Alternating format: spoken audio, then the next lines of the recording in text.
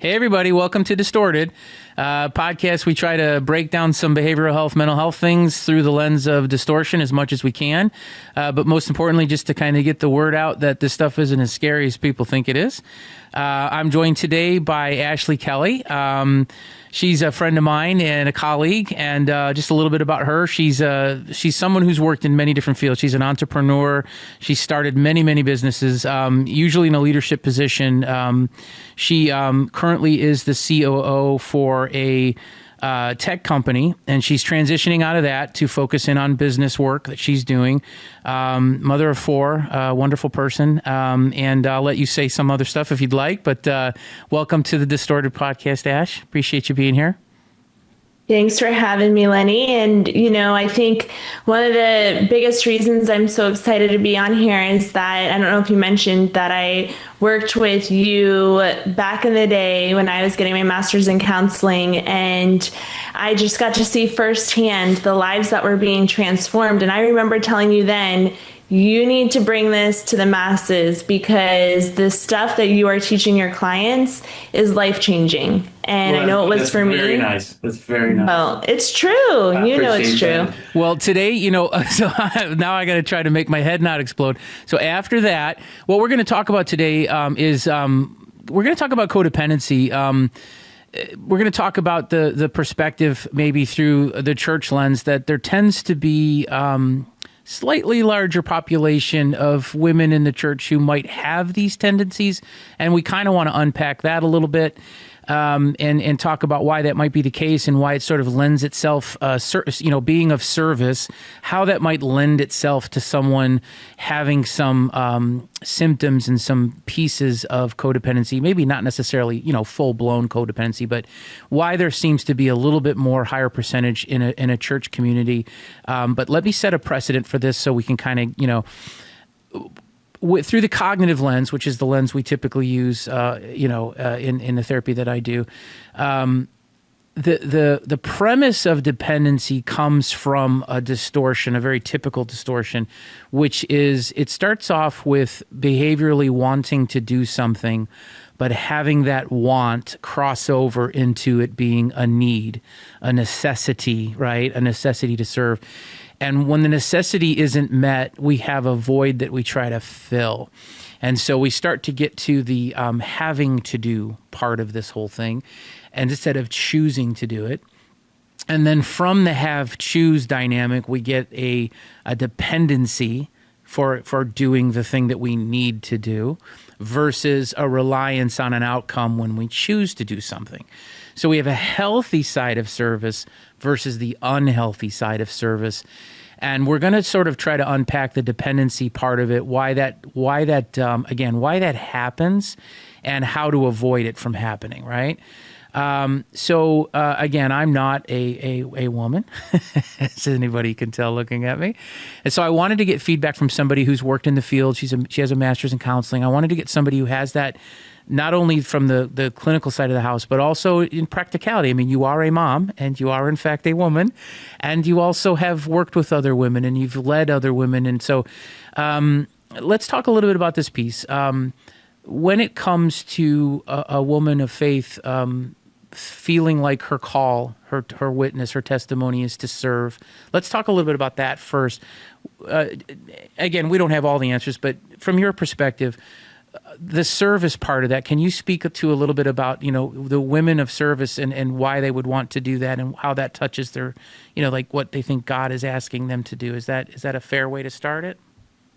I think that's a great way to start it. And I think while a lot of women probably do fall into this just because we are more naturally genetically, or I guess you should say, we're just more prone to being more nurturing in general, right? Yeah, that's just a difference between men and women overall. Now, does that mean every woman's super nurturing and every man is not? No. So yes, right. we both have these struggles, but I do think we just naturally tend to lean into this more because our makeup is to care for others. And that is part of our purpose that we feel that we have. And that's a good thing. It's a Yes. good thing to want to care for other people.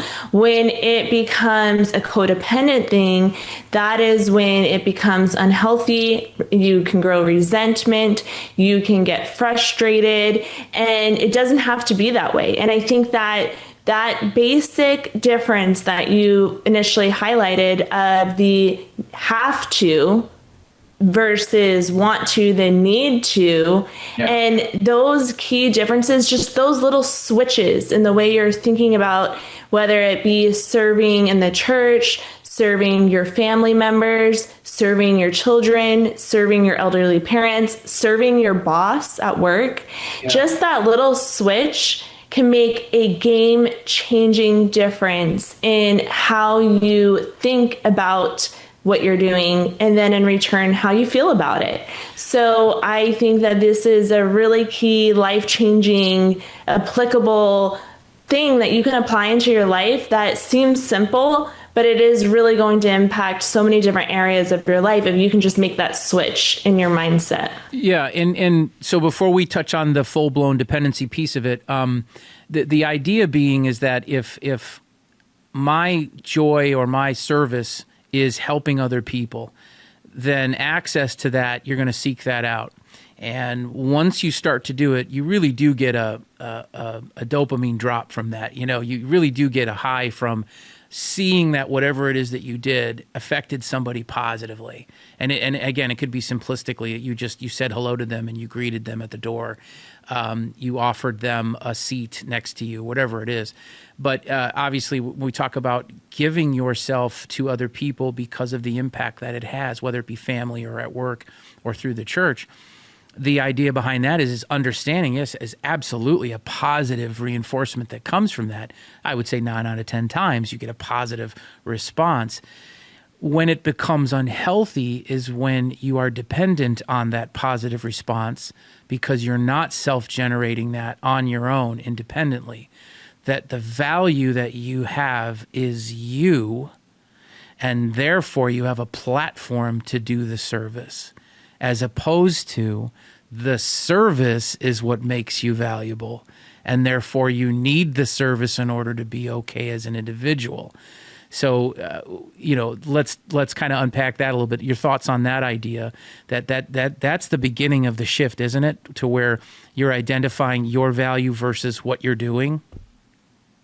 Yes, I definitely agree with that. I think that if you are losing your own value in what you're doing, then that can be a cause for significant disaster because you're losing yourself in the name of helping someone else, right? And that's not what that's not that extreme that you want to get to. Is that what you're trying to say? That's too? what I'm saying. And then once the person has given of themselves, and let's say they don't get a positive response, that you get that outlier case where you get a negative response, that gets internalized to yourself not being as good at service because you didn't get received the way that you wanted to be received. And I do think that the layers to this become complicated because, again, if it is a need, if I have to do it, then I'm typically compelled to do it. And here's the distinction. If I'm compelled to do it, I'm probably going to do it past the point of healthy, like you said before. I'm going to do it past the point of it being safe. And I'm going to start to lose myself to the behavior because without it, I don't know how to feel good. And I think we can talk a little bit about how that might affect for women especially because they're nurturers and they have an emotional context to the things around them. If you start to have a separation of how you see yourself versus how you serve, what happens, do you think, to the service at that point if the person themselves isn't feeling good about it, but yet they still do the service? Is that a stretch too far, or is that? I do think so. I think that really, if you are raising your hand and serving or doing something that's good, it really steals that the intention behind it, which is to do something good. When you really don't want to be there, you're resenting it. People can tell because like we talk about all the time is our thoughts impact how we feel and how we behave. So if we are thinking, well, here I go again, no one really cares that I'm doing this, but I'm just going to show up and do it. Right. Don't you think that whoever it is you're serving, now let's just take a basic example of a preschool teacher. If you are a teacher and you're schooling these young children and you don't really want to be doing that, that's probably not the best way to be serving and using your gifts and talents, because as a parent, I want someone who wants to be there, who loves doing that, who's so excited to see the kids. If they're just miserable and doing it for a paycheck and just there and showing up and snapping at the kids and reacting to the kids, then that is not going to be the ideal scenario. And that there'd be a lot of nap time. Right. Yeah, and it takes away the joy of that person. Maybe they initially were passionate about it and then over time have gotten hardened to it. But it really is just going to be, like you said, reevaluating that mindset switch. Maybe it's just as simple as that person needs to really evaluate, is this what I want to be doing? Do I love to do this? And maybe they do, and they just need that little switch in their mind to realize, okay, I don't have to be here. I want to be here. Right. And that helps you show up better, right? Or maybe that person shouldn't be there and they need to change course and they need to reevaluate what is good for them, what is a good environment for them. And so I think, a lot of times we can raise our hands and serve in different areas. And sometimes it's not a good fit for us, but we keep doing it because we think we have to keep doing it. But in reality, we don't have to keep doing it. We raised our hand at one point to do it. We can step away if it's not good for us and for the people that we're serving. And I think we really need to step away at that point. Yeah, if you're doing something because of the necessity that you've placed on your own, your own heart to do something, and it's negative for you, and again, that's the slippery slope. It's not only the service becomes negative, but you start to think negatively about yourself. And so when we talk about the codependent trait, I'm not okay unless someone else is okay. If someone else is benefiting from what I'm doing, then therefore I have value. And so it is a slippery slope to once the act of service becomes detrimental to you, that you start to internalize, personalize the idea that partially the reason why this isn't being received the way that I want it to be received is because of me. And so, and again, we're going to really be specific at the end of this to talk about the dependency part, but this is starting to create the layer of the connection between the act of service, the motivation for wanting to do the service, right? Whether it's a mandatory thing versus a voluntary thing, whether your heart is to do it because you want to do it, regardless of outcome, versus needing to do it because you're dependent on the outcome. See, that's a huge difference right there, guys, is that if you're dependent on what the outcome is, you're losing yourself to the service versus, no, this is free for me to do. I want to do it because I feel like it's a calling for me to do. The blessing comes from the benefit that someone may receive it, but I don't have to have their acknowledgement, if you will, for it to be what it is that I'm called to do. So if I offer you, I guess, well, what's the way of saying, I offer you, $5 and a can of soda, and you say, I don't want either of these things. What do you think? And then I feel rejected, even though it was only the particular item I was offering is being rejected.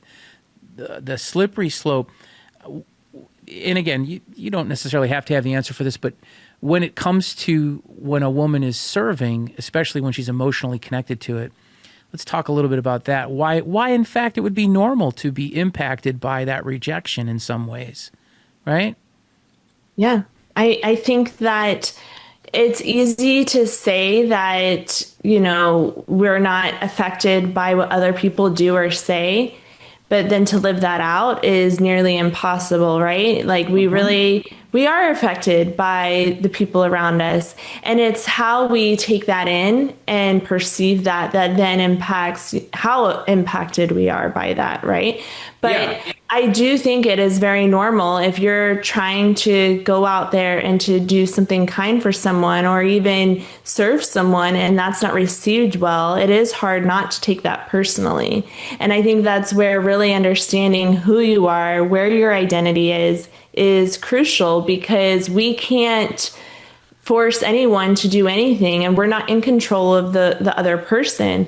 But what we are in control of is how we perceive that in terms of the thoughts we have about that and how that's going to affect us. And I think a good example that I might be able to bring up, at least this is what stands out to me, is I remember when you were teaching this in a lot of the sessions, because this is a common struggle for a lot of people. Mm-hmm. And so just to kind of extract this for a second and put it into the workplace setting, I remember when my company, they had a round of layoffs and there were quite a few people that had gotten laid off. And then there was a core team of us that were still there.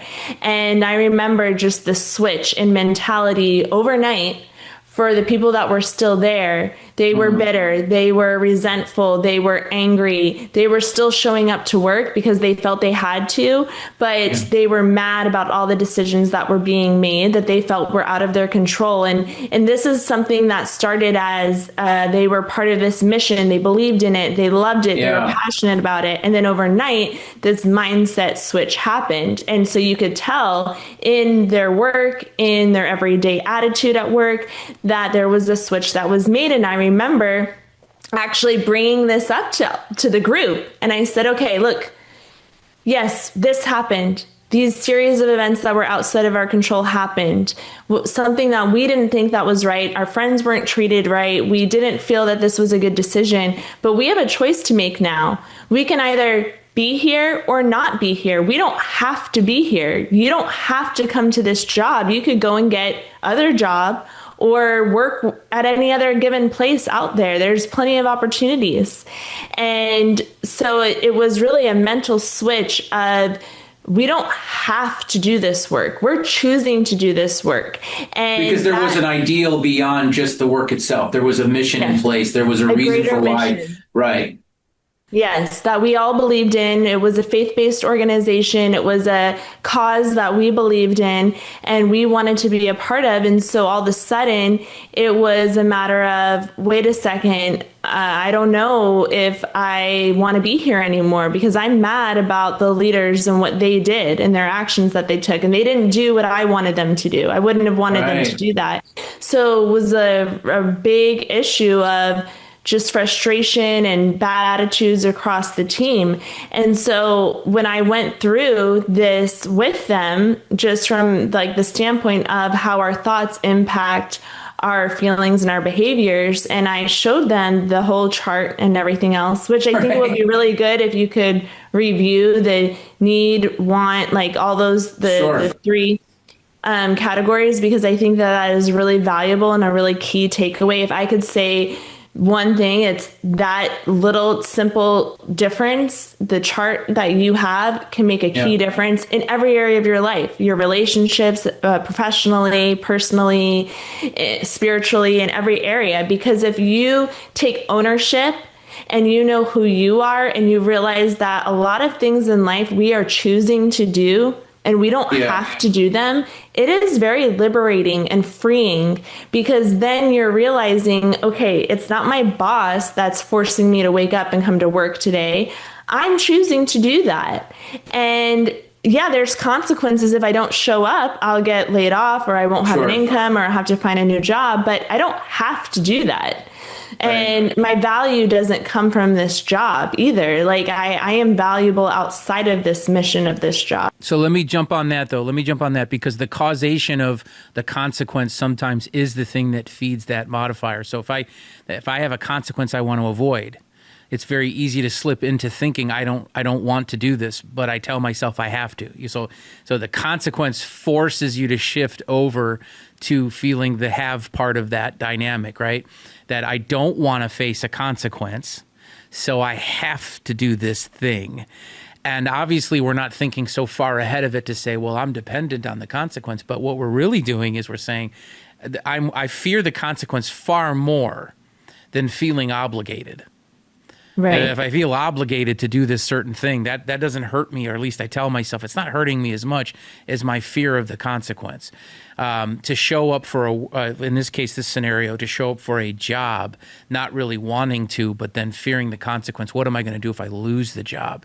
And so then you're caught in, so that does make a lot of sense. And so let's try to make that connection now to the dependency piece, because we see, you and I could go off on that little rabbit trail forever, but let's try to, so the idea of dependency becomes down to this. There's an emotional piece to that once I get relationship wise, and again, it could be through a work umbrella, or it could be through a family or a personal relationship, your spouse, friendships.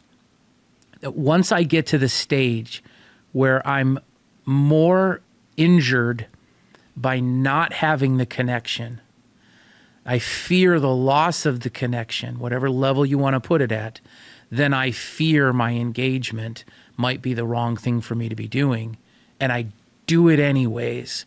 Now we're starting to talk about the dependency part of it, because I've told myself that this has to be done in order for me to maintain the relationship. So in order for me to keep you, I have to compliment you every 5 minutes. I have to prepare myself every day for you when you come home. Or if it's a friend, I always have to plan the event. I'm the one that's going to have to put together the plan, because you won't. And I fear standing up to you and saying, hey, why don't you pick the movie this time? It's something as simplistic as that, as opposed to I'm always the one that has to put the extra energy in to making this happen. Is it because you don't know what it would look like if it wasn't there, and you have taught yourself that you need it, even though you don't, right?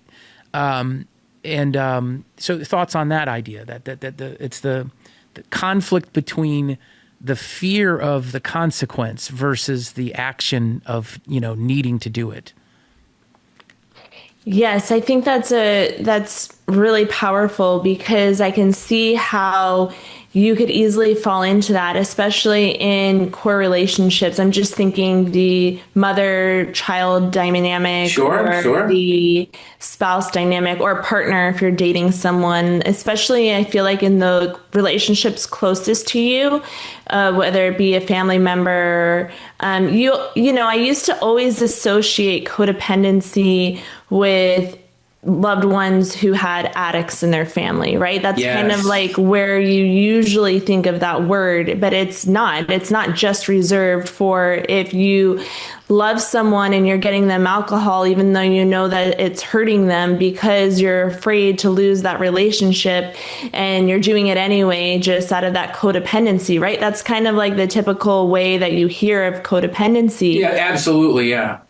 But like you're saying, I think that is an important distinction of when you get to that point of that fear of losing that relationship is coming before, and it turning into that need and have to.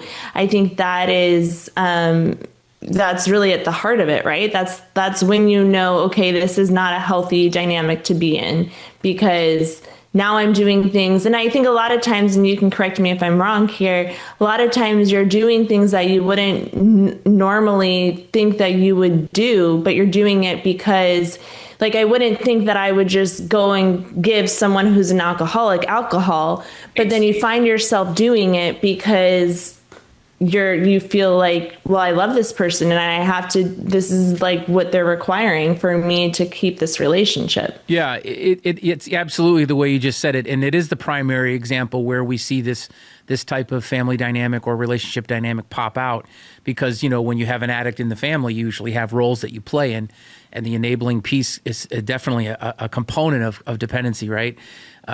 Overlapping love with the need or the compulsion to do something negative for a positive outcome, right? Give somebody the thing is harming them because it'll sustain the connection you have with them, even though it's dysfunctional, even though it's harmful, which you wouldn't normally think. I'm going to do something. That's what you said, and it's great to say it that way. I wouldn't normally do something that would be harmful in a relationship to keep it. I wouldn't normally want to, with abuse, you see that a lot too, that the cycle is so complex because there is an attachment to the person harming you.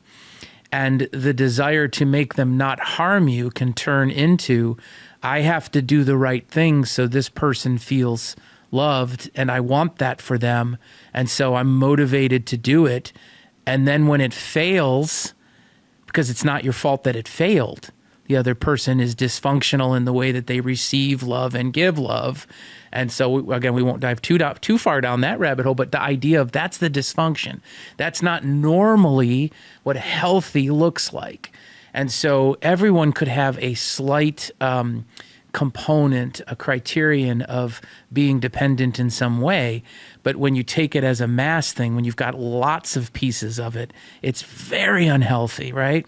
That you're sacrificing yourself emotionally, maybe intellectually, spiritually, physically too, to make something work because you've told yourself that's what you have to do in order to have value, right? And that's the scariness of when it gets to that darker place. Well, and it is scary, and I think it's really scary because there is this legit fear that you can and will, in a lot of instances, lose that relationship if you stop acting in the way that you always have. That's or make them better. Tendency. Yes, that's the hope, is that it'll make them better. But, that doesn't always happen. And that's a hard reality to face, that that's the lie, like you're saying, the lie that we tell ourselves of, if I stop doing this, then they're just going to get alcohol somewhere else. They're not going to get help. They're going to be worse. They're going to be in a more dangerous situation. So it's better for me to get it for them than for them to go find another way of getting it. Like we come up with all these different reasons and logic that we tell ourselves, when at the end of the day, there are a lot of unknowns in this, right? And we are spiraling and doing things in this fear. And I don't think that we should ever be doing anything based in fear. And I think that is, the heart of it in a way. Yeah, you're going to make it better if you do the thing, because then it's going to happen anyways. It's better if you do it because you love them. Right. You don't do it, you're going to lose them. Mm-hmm. And that's 6 in one hand, half a dozen in the other. Neither one of those outcomes I want, but they're both leading me to the same pathway, which is I've created an unhealthy dynamic. I'm losing myself to the dynamic. Again, speaks to the whole dependency piece of it. I'm losing myself to the dynamic of having to do certain things to either make this person better. That's my thought anyways, right. or to lose them. And making them better, which is the falsehood, they're not, ends up deteriorating the relationship more, which could cause you to do even more behavior that's outside of yourself that wouldn't be normal, more unhealthy attachment, right? More unhealthy, I have to work harder, I have to do more. This person is telling me that there's more needed and they're still not changing. That would be the other side of that. They're still not changing, but... So I don't want to get too far away from this piece because I do want to bring it back up. I've noticed, and I can use another analogy for this, I've noticed when it comes to service, let's say it's not personal, let's say it's a service through volunteering or something where it's not a personal relationship. What I see happening is I see women going past the capacity of the gifting that they have and actually sort of taking away from themselves. So the analogy I usually used to use was you have a basket, and in that basket you have a set of goods that you want to give to other people. And as you start to give away those goods, you start to look in your basket, you have less in there than you had when you started. And so you give away till there's nothing left in the basket. And then left with nothing in your basket, you give away the basket. Now you have no capacity to carry anything, which is what started you off in the business in the first place. And you have to try to recreate, how do I give? And so if the idea here being that you don't want to give away every resource you have, because then you've stopped your process. you can't give away the basket because now you no longer have a platform to give it all. And what I find is that that's one version of this where the person giving, and again, and that's all, it's not always women, but typically a woman, giving herself, losing herself to the service, and then feeling vacant at the end of that, not feeling fulfilled like they thought they would, feeling depressed or detached from it. And then one other example, you have the basket, but it has a hole in it. And so you're putting goods in it to give away. Half of those goods are falling out through the hole, and you run out faster than you thought you'd run out. In other words, the good vibe, the good feeling of having been giving out your resource to people is being lessened because you are damaged in doing it, if that makes sense. So you've got the two different versions of the self-care piece not being in place, the pies that we talk about, that the person's not fueling themselves, not giving to themselves, so that if they want to, they can be of service. Right. Those two things, those two dynamics. So in those two different dynamics, what would you say is the biggest way that person can change course and be helped? I think that with the first example is understanding the core of your gift is you. When we talked in a previous podcast about motherhood and identifying the gift of motherhood, that the mom has to be in play, that she has to take care of herself to give the best she can. In this same way with service to other people, you have to maintain yourself because you are the avenue for the service. Without you, there's no service. So if I'm able to take care of myself then, and knowingly do this, then I have time to volunteer. Then I have time to offer my time to somebody for prayer or offer them a drive somewhere, let them come in I have to be full physically, right, intellectually, emotionally, spiritually. That's the first one. So the first one is maintaining yourself. Don't ever give away the last resource, which is you. There has to be time for you to fill. Now you can receive my giftings.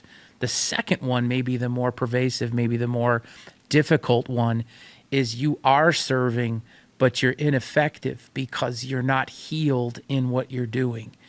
It is causing you damage as you're doing it because your feeling of rejection, your feeling of self-esteem is lower.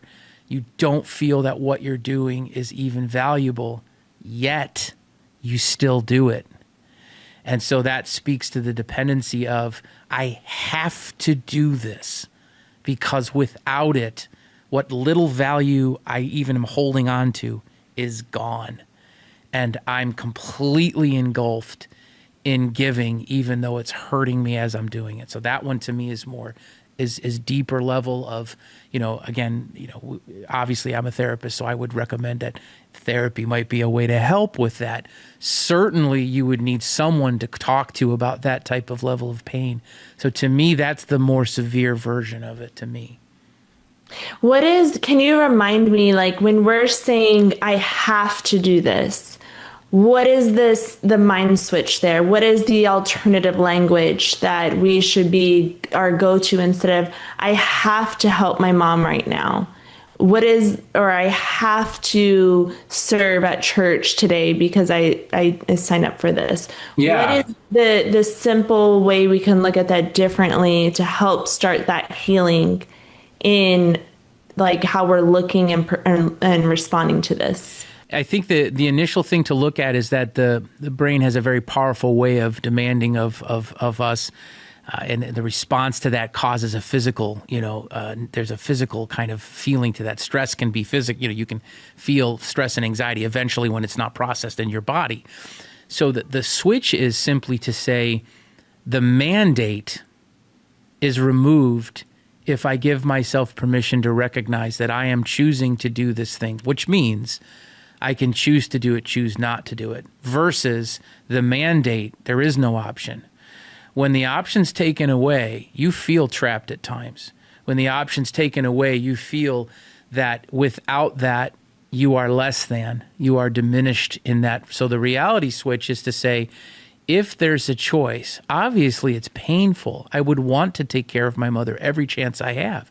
But the limit to that is am I capable? Am I appropriate? Now, I like to use the words reasonable and appropriate. Is it reasonable or appropriate or neither for me to be engaged in this level of care when I'm not able to do it and there are other options that would be a better service? I could certainly be involved in the process, but to take on the actual responsibility is more than I can do. And because it's more than I can do, I'm actually hurting, not helping. Again, a process that we would use through the cognitive approach is something that we've talked about on this podcast before, and we will again in the future, is the challenging of the perception that you have. Is what you're thinking based on something that is fact? Is it helping you feel the way you want to feel? And is it helping you towards a goal? If the goal has been removed because you're no longer at the capacity to do the work, then we've lost the focus. It's no longer a resolvable course. It's no longer getting you to the end game. It's not resolvable, meaning you're going to stay stuck in that. Yes. So that's the idea of the shift, is to say, I really want to do this. If I don't, yeah. Well, I think that's at the heart of it, because at least I've seen in my life and in other lives, the healing take place when we can make that switch, when we can say, there's very little, like if you're going to ask yourself that question, is this thinking based on fact? There is very little times where you will have to say yes to that answer if your thought is, I have to do this, or I need to do this, or I'm depending on this. Right. Because there's very little that we need to do, have to do, and depend on. When you really look at the heart of it, maybe it's like oxygen and water, right? Like there's very little that at the end of the day, we really have to do in that moment. And so I think that first question, is my thinking based on fact?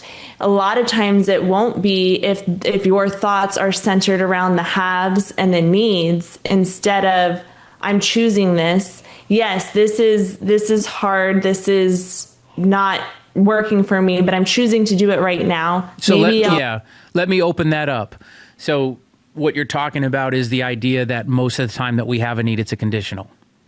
There's some other details that are causing it to be a need in that moment. And the trap is when you have too many of those, you become overwhelmed, right? When you have too many of those things. So I would say air is the only thing you need because it's immediate. You have to breathe. Even with water, food, and everything else that we would talk about, that would, in behavioral world, there'd be more needs, because on the triangle of needs, there's more needs. But conditions, there's a hierarchy. But conditions create needs. And so if I put more conditions on myself, more things that I have mandated myself to do, I'm increasing the amount of things that I'm obligated to do. The stress level goes up with that. The anticipation and worry, the anxiety can be can go up because I'm doing so much more than I'm capable of doing.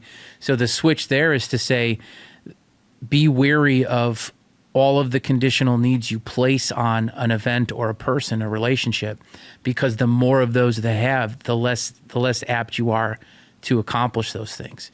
And I think with that topic, we might have to unpack that some more in a separate thing, because that does speak to the heart of many other issues, right?